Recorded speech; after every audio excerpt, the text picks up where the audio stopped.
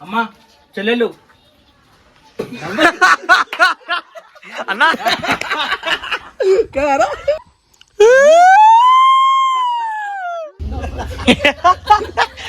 నీ డైలాగ్